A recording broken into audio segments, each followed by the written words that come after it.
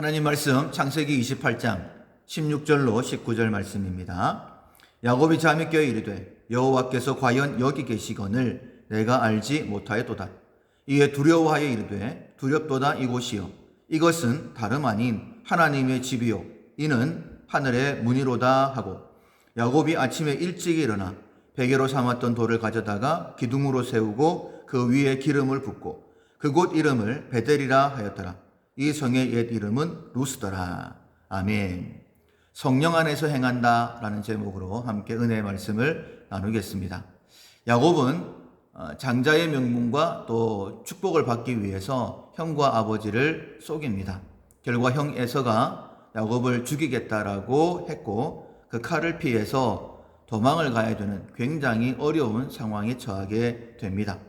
야곱의 고난을 통해 하나님께서 우리에게 중요한 두 가지를 말씀해 주십니다.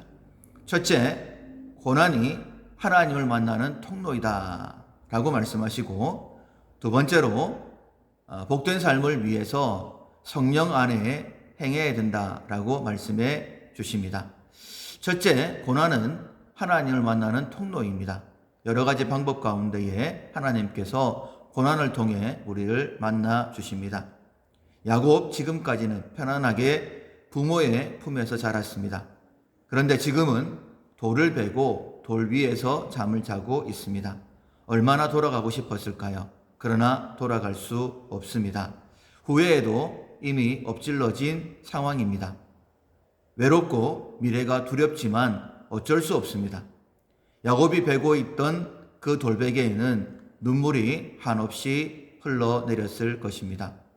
아마 편히 잠을 자지는 못했을 거예요. 깜빡 졸았을 텐데 그때의 야곱은 놀라운 꿈을 꾸게 됩니다. 그 잠깐의 꿈을 통해서 야곱의 전 인생이 바뀌어지는 놀라운 역사가 있었습니다. 12절에 보면 꿈에 본즉 사닥다리가 땅 위에 서 있는데 그 꼭대기가 하늘에 닿았고 또 본즉 하나님의 사자들이 그 위에서 오르락 내리락 하고 또 본즉 여호와께서 그 위에 서서 이르시되 나는 여호와니 너희 조부 아브라함의 하나님이요 이삭의 하나님이라. 네가 누워 있는 땅을 내가 너와 네 자손에게 주리니 네 자손이 땅의 티끌같이 되어 네가 서쪽과 동쪽과 북쪽과 남쪽으로 퍼져 나갈지며 땅의 모든 족속이 너와 네 자손으로 말미암아 복을 받으리라. 내가 너와 함께 있어 네가 어디로 가든지 너를 지키며 너를 이끌어 이 땅으로 돌아오게 할지라. 내가 네게 허락한 것을 다 이루기까지 너를 떠나지 아니하리라 하신지라. 아멘.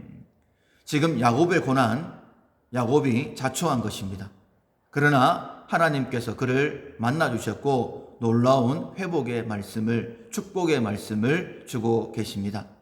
시편 119편 71절에 고난당한 것이 내게 유익이다 라고 말씀하셨는데 정말 야곱의 이 고난 그에게 유익이 되었습니다.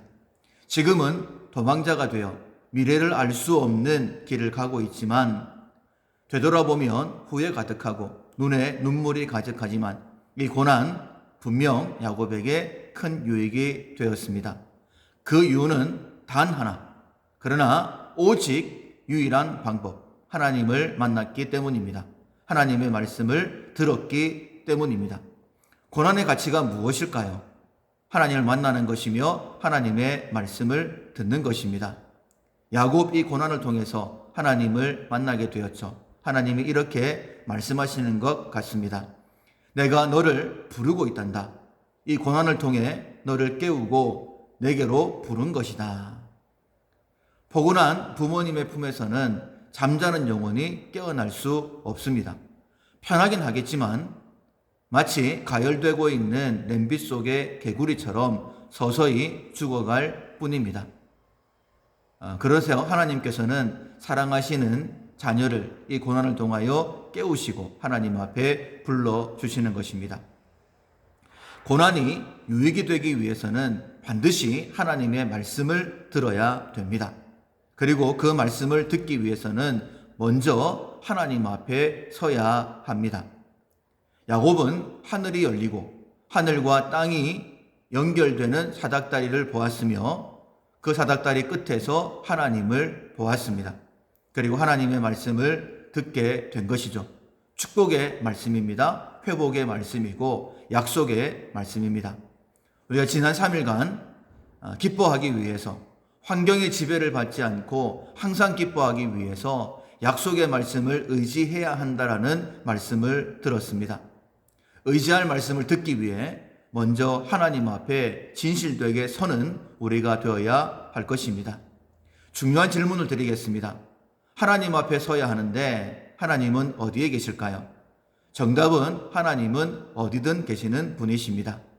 우리의 눈이 어두워 하나님을 보지 못할 뿐입니다. 하나님과 우리 사이에 무엇인가 가로막고 있기 때문에 하나님을 보지 못하는 것 뿐입니다. 따라서 하나님의 말씀을 듣고 하나님을 의지하여 기쁘고 즐거운 회복된 삶을 살기 원한다면 첫 번째로 하나님이 나와 함께 계심을 믿어야 됩니다. 비록 눈에 보이지 않고 느껴지지 않는다 할지라도 하나님은 지금 나와 함께 계십니다. 두 번째로 하나님과 나 사이에 가로막고 있던 것을 제거해야 됩니다.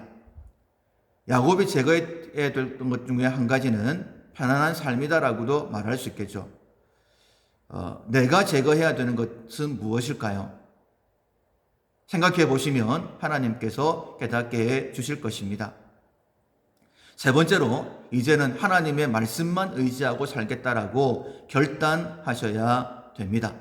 야곱은 꿈을 꾸고 난 다음 일어나서 자기가 베고 잤던 돌을 기둥 삼아 그 위에 기름을 붓고 그 이름을 베델이라, 하나님의 집이다. 이제부터는 내가 하나님의 집에서 하나님과 함께 살겠습니다. 라는 믿음의 결단을 하게 됩니다. 고난이 유익되기를 원하십니까? 정말 나의 상황이 어떠하든지 간에 항상 기뻐하는 삶을 살기를 원하십니까?